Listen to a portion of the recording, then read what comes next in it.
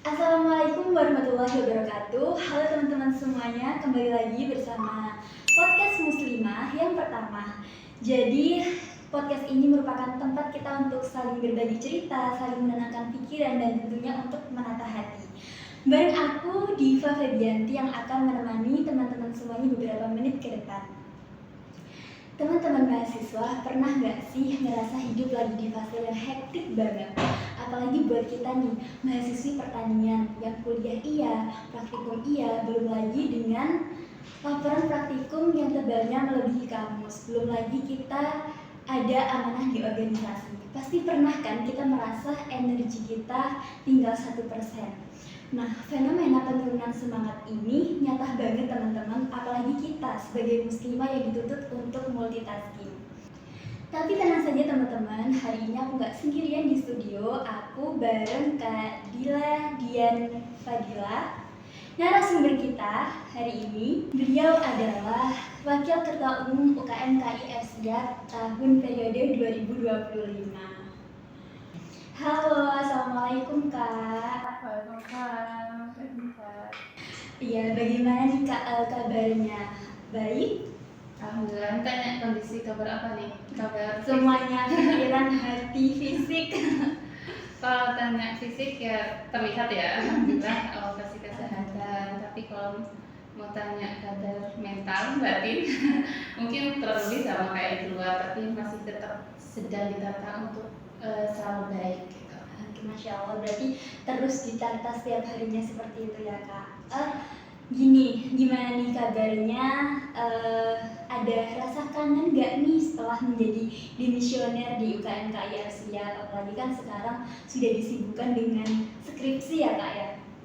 Iya, seringkali bakal kangen sih, apalagi kalau lihat statusnya Diva dan teman-teman FSIAP itu nge-share live report after rapat itu. Kadang kepikiran kayak melihat nostalgia lagi. Dulu tuh aku pernah ya di fase itu dengan beragam fase, kayak misal aku pernah jadi anggota baru yang di situ masih belajar banget tuh dari awal, terus juga pernah di fase mulai meranjak menjadi pengurus. Di situ udah mulai belajar paham alur rapat, ngerti kondisi rapat kayak kendala-kendala. Kemudian juga di fase mengajar kayak waktu Diva awal masuk organisasi dan anggota baru, itu aku udah waktunya buat nge-share hasil belajarku terkait rapat apa-apa yang perlu dipersiapkan ke adik-adik gitu. Dan hingga saat ini aku udah di fase ngenikmatin kayak mantau aja, udah jarang banget ya ikut-ikut rapat. Jadi kayak sekarang kan ada gak mungkin ya tiba-tiba ngadain podcast, pasti di belakang ini juga ada rapat atau diskusi persiapan yang sebelumnya. Dan kalau Mbak ngeliat itu semua pasti ada rasa kangen sih, kayak dulu ingat pernah diajari sama Mas Mbak dengan sangat sabar, dengan diajari dengan baik. Itu biasanya itu sih yang bikin kangen masa-masa itu. Masya Allah, ternyata rasa kangennya Mbak Dila ini besar banget sepertinya teman-teman semuanya. Apalagi kan banyak momen ya Mbak Ya, selama kepengurusan di FSIAP ini. Nah ya sekarang saya mau tanya-tanya nih. Kita kan sebagai mahasiswa di pertanian ya Mbak itu sudah akrab dengan lapangan, responsi dan juga lain-lain sebagainya. Terus kita juga masih ada amanah lagi di organisasi. Nah, gimana sih Mbak dulu itu cara menjaga ibadah dan juga amanah dakwah agar nggak keteteran seperti itu? Nah, jujur boleh ya. Ada nggak sih Mbak kayak momen yang bikin Mbak itu mau nangis dan mau nyerah gara-gara saking capeknya tugas kuliah dan juga amanah di organisasi? Ya, kembali lagi ya, emang kayak responsi, tugas lapang, kemudian bikin laporan dan tugas-tugas lain itu emang konsekuensi kita ya, karena kita memilih menjadi mahasiswa, maka itu udah hal wajar dan kita memang harus berkomitmen dan bertanggung jawab untuk menyelesaikannya hingga akhir. Karena kita ketika sudah memutuskan jadi mahasiswa, maka kita memiliki tanggung jawab untuk menyelesaikan itu dan memiliki amanah kepada ya atas nama instansi dan juga orang tua. Ya seperti itu. Jadi pun juga kita masuk UKM itu kan juga pilihan kita, komitmen kita, maka kita memiliki kewajiban dan tanggung jawab untuk menuntaskannya hingga akhir. Nah kalau Mbak nata jadwalnya dulu, kan biasanya acara-acara kita di weekend ya, kayak Sabtu atau Minggu. Biasanya rapat tuh Sabtu, acaranya di Minggu kayak gitu ya. Dan kita masih memiliki hari Senin sampai Jumat. Nah itu biasanya untuk terkait perkuliahan Mbak selesaikan dan Mbak usahakan selesai di Senin sampai Jumat. Kenapa? Karena kita tahu nanti di Sabtu dan Minggunya itu kita ada amanah lain yaitu di organisasi gitu. Jadi ketika ada tugas dari Senin maka segera diselesaikan itu, jangan ditunda-tunda, karena kita tahu ya konsekuensi menunda, dan seharusnya kita paham kalau kita nunda yang nggak menyelesaikan hari Senin, besok hari Selasa tuh kita ada tugas baru gitu loh. Jadi kalau yang Senin kita nggak selesaikan hari itu, maka kita kan di hari Selasa akan memiliki 2 tugas, hari Senin dan hari Selasa. Beda kalau kita yang Senin udah diselesaikan, ya Selasa kita hanya memiliki tugas di hari itu aja gitu. Jadi untuk kuliah kita ketika ada waktu sempat ya segera diselesaikan biar ketika weekend itu kita gak bentrok dengan kegiatan UKM gitu. Pun juga ketika ada perkuliahan, kalau kita kan pertanian kadang ada ya masih praktikum dulu sih gak tahu ya sekarang. Ada praktikum yang di hari Sabtu, ada nggak ya Diva? Ada Mbak, bahkan hari Minggu pun kadang itu masih ada. Iya, karena ada praktikum yang butuh waktu lama, dan kita di pertanian misal kayak di sawah kan itu butuh waktu lama, jadi biasanya di weekend. Nah itu akhirnya ketika kita ada kegiatan organisasi kita nggak bisa ikut, nggak bisa kontributif gitu lah ya. Jadi tugasnya kita berarti kita sebelum tahu Sabtu Minggu itu akan ada kegiatan, berarti kita bilang ke teman kita yang satu organisasi, aku Sabtu Minggu ada kuliah, ada kegiatan perkuliahan, jadi minta tugas yang bisa diselesaikan sebelum itu kayak gitu. Dan memang prioritas kita itu pasti yang di perkuliahan. Jadi kalau tugas kita mahasiswa ya prioritasnya di kuliahan dibanding dengan UKM gitu. Dan kalau Mbak dulu punya prinsip kalau menunda itu sama dengan nggak sama sekali, karena sering banget kejadian kalau sampai nunda-nunda nanti aja itu akhirnya nggak terlaksana gitu. Dan menurut Mbak tips yang bisa Mbak berikan itu yang pertama itu jangan nunda-nunda itu, karena akan berat pada hari tertentu. Ya kalau Diva tanya Mbak pernah nangis, pastinya pernah itu ya. Kan kita cewek cara meluapkan atau ngeluarin emosi salah satunya nangis. Bener gak kalau ada Diva? Bener banget ya.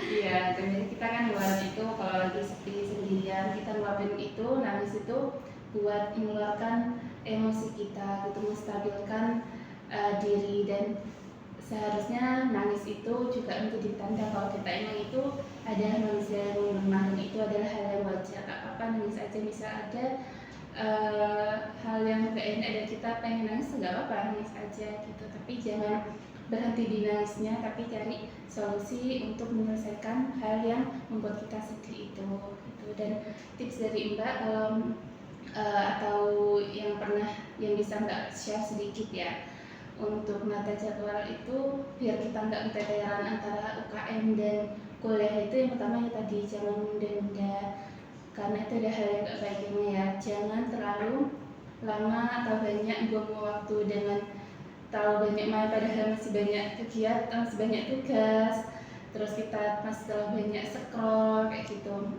Dan sebenarnya kalau Mbak yang rasain itu UKM itu nggak sepadat itu, sebenarnya kita tuh banyak kok waktu itu, bahkan buat main-main scroll tuh masih ada. Jadi UKM itu sebenarnya nggak sesibuk itu. Jadi ubah juga mindset kita kalau organisasi itu bukan, kalau aku dengar sebanyak setengahnya orang ya, ngapain sih berorganisasi, buang-buang waktu. Sebenarnya itu adalah mindset yang salah yang membuat kita akhirnya gak nyaman di organisasi. Tapi ubah mindset itu menjadi alhamdulillah aku ikut organisasi dan jadinya aku bisa mengisi waktu yang Allah beri ini dengan kebaikan gitu. Dan kalau 3 hal itu udah dilakuin tapi masih banyak tugas yang bentrok-bentrok, masih banyak hal yang bertabrakan, maka kita utamakan dulu deadline yang terdekat.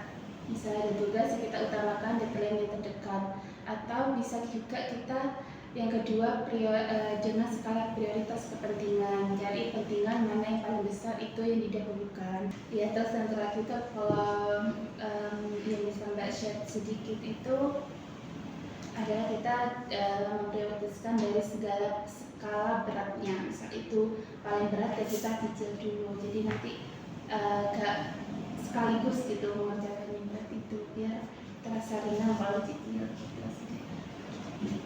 Iya, bener banget. Saya setuju dengan Mbak Dila yang bilang jangan menunda-nunda, karena emang benar tugasnya itu kayak kalau kita nunda-nunda mati satu tumbuh 1000, Mbak, istilahnya teman-teman tuh gitu. Tugasnya itu mati satu tumbuh 1000 gitu. Terus ternyata dibalik ketenangan Mbak Dila ini juga pernah merasakan hal yang sama ya, Mbak.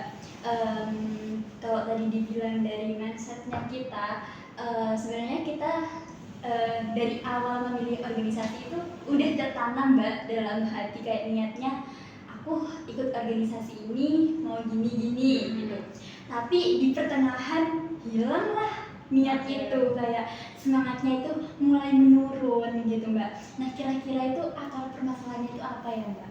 Kenapa kayak bisa di pertengahan itu kita mengalami penurunan semangat itu gitu? Sampai bingung, saya sendiri juga kadang merasakan hal yang sama seperti itu. Iya, kadang kan pada umum biasanya orang itu gak di pertengahan itu banyak down karena biasanya dari awal tujuannya gak tepat gitu loh, gak benar gitu dari akarnya.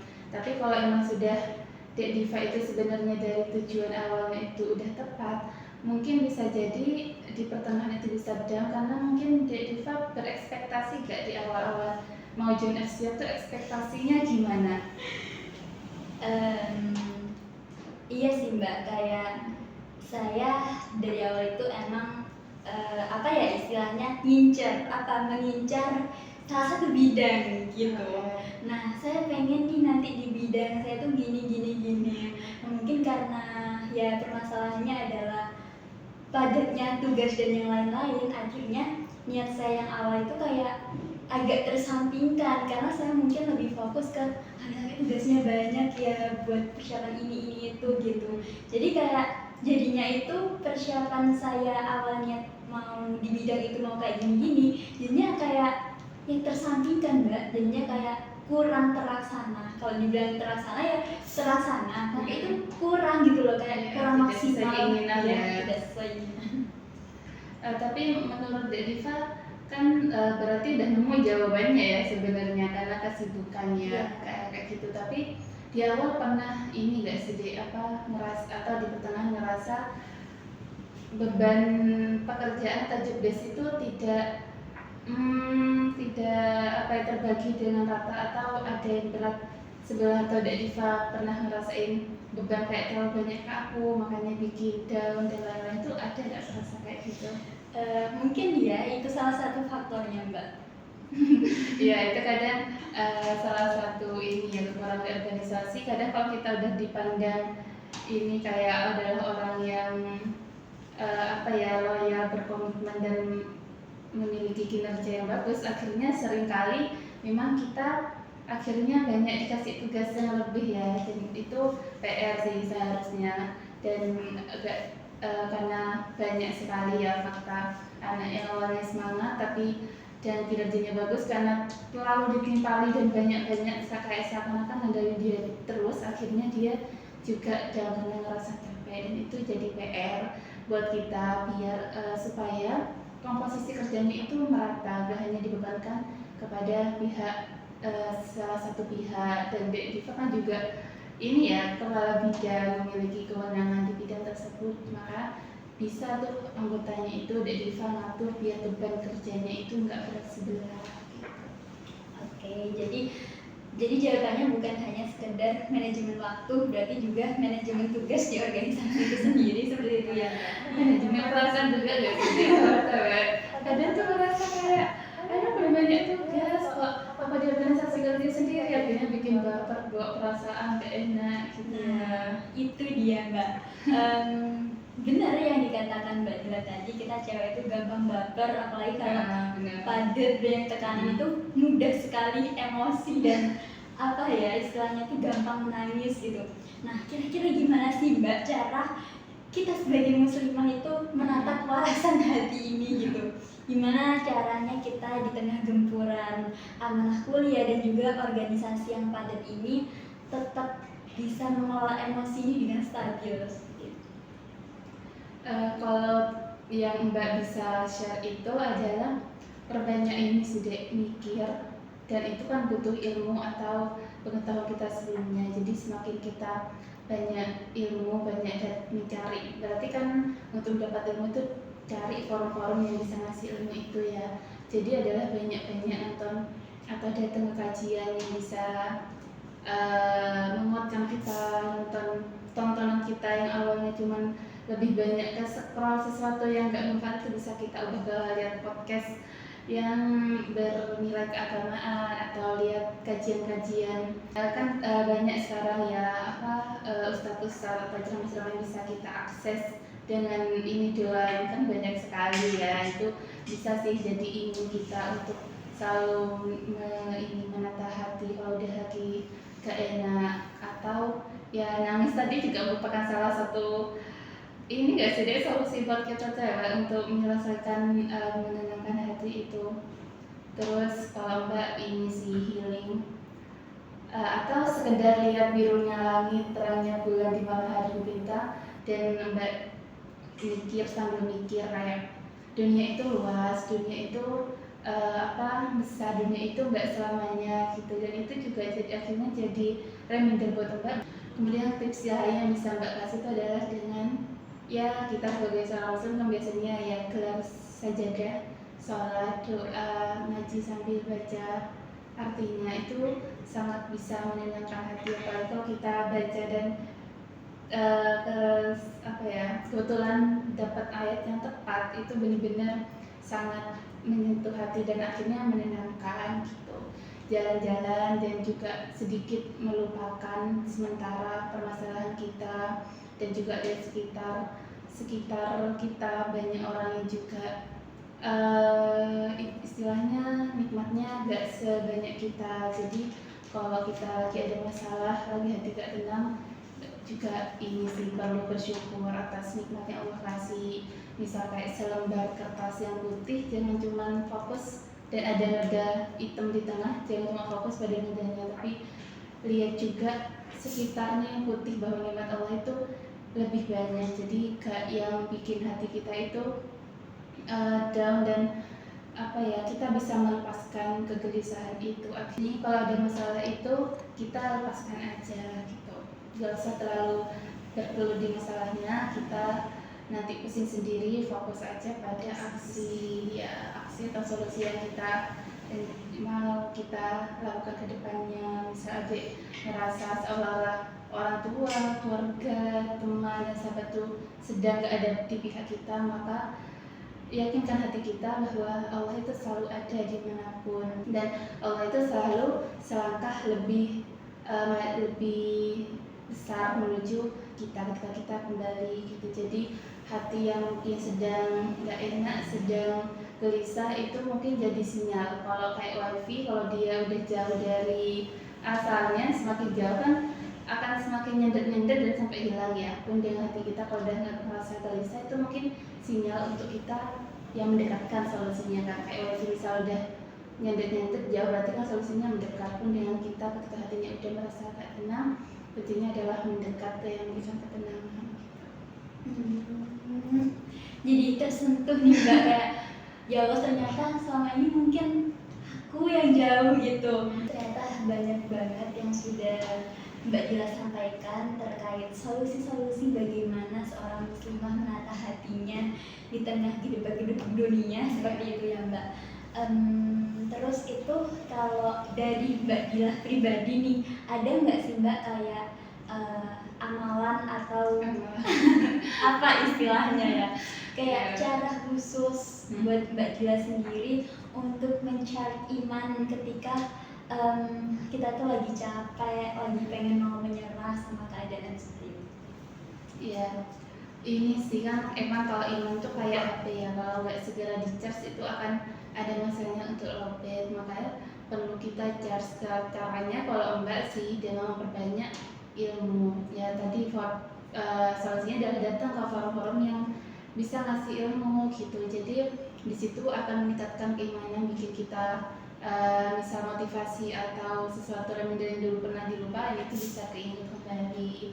Juga jangan lupa cari teman atau lingkungan yang bisa sama-sama menjaga gitu, karena kita manusiawi ya, ada salah dan ada lupa, maka kita perlu sesuatu yang berbentuk fisik kayak misalnya Diva misal nggak ada lupa itu bisa diingatkan kan kayak gitu ya, kita sebagai makhluk sosial memang butuh pada yang lain untuk saling mengingatkan gitu. Dan ini sih jangan sungkan-sungkan untuk kita ke Allah, kayak dalam sholat itu apapun doa menangis itu gak usah sungkan-sungkan, ketika kita meminta apapun pada Allah itu gak usah sungkan-sungkan, utarakan aja semuanya. Kalau banyak ini ya prinsip di medsos tuh lewat mereka bilangnya kayak gini, kayak Tuhan kita tuh maha besar, maha semuanya, dan jangan lihat kemampuan kita dalam mau ketika bercita-cita, tapi kemampuan Tuhan kita gitu kan, ada yang kayak gitu ya.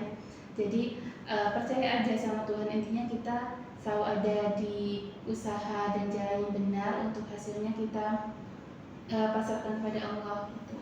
Kan kadang iman itu turun juga karena kita ngerasa usaha kita kok nggak sesuai, hasil kita nggak sesuai dari usaha, akhirnya down karena nggak sesuai ekspektasi. Nah itu akhirnya kalau kita nggak tahu konsep, kurang memahami bahwa hasil itu pun di ranah kita, itu kita akan gampang down. Atau teman sih, kadang lingkungan sekarang kan ya kita tahu ya bahwa kayak banyak sekali teman-teman yang krisis keimanan, maka gabung dengan orang-orang yang bisa saling mengingatkan itu sih deh. Gabung ke NKRC ya. Boleh, ini salah satu wadahnya di Bapeta. Ya bener banget sih Mbak, kalau emang yang awal membentuk itu adalah lingkungan di sekitar kita. Jadi kalau lingkungannya itu sudah positif, otomatis kita juga akan ikut. Kan kayak malu ya kalau aduh kan teman-temanku itu kayak gini, masa aku sendiri kayak gini gitu. Jadi pasti mungkin ya nggak 100%, tapi lingkungan itu emang sangat menentukan sekali. Jadi lingkungan itu akan sangat menentukan sekali dengan kepribadian kita, seperti itu. Ya itu kan ada sampai pernyataan kalau kita itu kumpul dengan pandai besi, kita akan kecepatan panas apinya. Kalau kita berkumpul dengan penjual minyak wangi, ikut wanginya. Ya, emang sepengaruh itu sih lingkungan. Jadi kalau kita nggak bisa berada di lingkungan yang safe, ya kita yang ciptakan tugasnya untuk menciptakan lingkungan yang benar itu. Bener banget. Baik Mbak, mungkin yang terakhir ya Mbak ya, apa harapan dari Mbak Dila dan juga pesan buat saya dan juga teman-teman semuanya yang lagi nonton podcast kita kali ini? Ini sih kalau harapan tentunya pasti pengen ya kalau Sabtu lebih baik lagi. Semoga juga masalah-masalah internal tadi bisa segera terselesaikan, karena untuk kita meraih prestasi-prestasi di luar, tentunya dalamnya dari kita juga harus diperbaiki dulu. Untuk pesan Mbak, gak usah terlalu stres misal hasil yang kita inginkan atau upaya yang kita lakukan itu hasilnya gak sesuai ekspektasi, karena memang ranahnya kita cukup di usaha, hasilnya bukan ranah kita. Mungkin kebaikan itu kadang Allah tunda, gak dikasih sekarang, mungkin dikasihnya nanti. Kita yang penting fokus aja di ranah yang kita bisa lakuin, yaitu di ranah usaha. Dan buat adik-adik FCM berbanggalah, karena menurut Mbak ya UKMKI itu memiliki privilege yang sangat besar. Kita ketika melakukan sesuatu kayak kepanitiaan di tempatnya tadi yang membuat ya tenaga, emosi, pikiran, waktu, mungkin sedikit harta juga. Tapi kalau kita lakukan dan sesuai dengan kaidah diterimanya amalnya itu caranya benar dan kita ikhlas, maka insya Allah semua itu selain teman-teman adik-adik dapat relasi, pengalaman dan ilmu yang baru, tapi itu juga akan menjadi tabungan akhirat kita. Kalau kita lihat dengan acara-acara kajian kita yang kita laksanakan, misal di situ ada ilmu dan materi yang diterima dan diamalkan oleh peserta, itu kita insya Allah juga kontributifnya kita juga akan tercatat, kan kita yang mengadakan acara itu ya. Jadi insya Allah juga tercatat sebagai amal jariah kita. Apalagi misal peserta yang datang juga selain ngamalin dirinya sendiri juga nge-share ke yang lain, itu akhirnya akan menambah gitu loh kebaikan-kebaikan yang akan selalu mengalir kita gitu. Jadi privilege di FSET itu gak usah jangan diremehkan. Mungkin yang berupa gak semua keuntungan itu berupa materi atau bentuk fisik yang bisa kita rasakan dan lihat sekarang, mungkin itu juga sesuatu yang sekarang kita nggak tahu tapi ternyata bakal membantu kita banget nanti gitu. Masya Allah, ternyata banyak sekali kalau dikulik ya Mbak, benefit kita mengikuti UKMKI itu tidak hanya di dunia saja, tapi insya Allah juga mendapatkan kebaikannya nanti di akhirat seperti itu. Kuncinya ikhlas. Kalau nggak ikhlas kan orang Masih lain emosi, gimana? berarti Iya, bisa jadi. Oke, baik teman-teman muslimah, obrolan hari ini yang benar-benar menjadi penyejuk hati bagi kita semua yang mungkin sedang gersang hatinya dan imannya. Jadi belajar dari filosofi pertanian dan iman, tidak ada tanaman yang bertumbuh tanpa disiram dan tidak ada keistiqomahan yang lahir tanpa adanya ujian dan kesabaran. Semoga lelahnya kita mengurus laporan dan juga amanah di organisasi ini senantiasa dicatat oleh Allah sebagai pengukur dosa-dosa kita. Terima kasih banyak Kak Dila atas waktu dan juga ilmunya yang sudah diberikan. Ilmunya mahal sekali di tengah-tengah kesibukan untuk mengerjakan skripsi, tapi tetap menyempatkan waktu buat podcast kita hari ini. Terima kasih banyak Kak, semoga urusannya selalu dilancarkan, skripsinya dilancarkan dan juga selalu istiqomah dalam hal kebaikan. Ya, kasih doa baiknya dari Diva. Insya Allah doa baik kembali yang doakan. Amin. Dan untuk teman-teman di rumah, kalau hari ini kalian merasa lelah, istirahat saja sejenak, kembali ke yang menata hati, dan jangan pernah berbalik arah dari jalan kebaikan ini. Jika podcast ini bermanfaat, silahkan bagi kepada teman-teman yang lain yang mungkin lagi butuh sandaran, butuh pelukan lewat doa dan kata-kata. Tidak hanya sekedar kata-kata, ilmu yang sudah diberikan oleh Mbak Dila ini. Masya Allah. Aku Diva Febianti, pamit undur diri. Kita akhiri dengan doa kafaratul majelis bersama-sama Mbak. Subhanakallahumma wa bihamdika asyhadu an la ilaha illa anta astaghfiruka wa atubu ilaik. Terima kasih semuanya. Wassalamualaikum warahmatullahi wabarakatuh. Waalaikumsalam warahmatullahi wabarakatuh.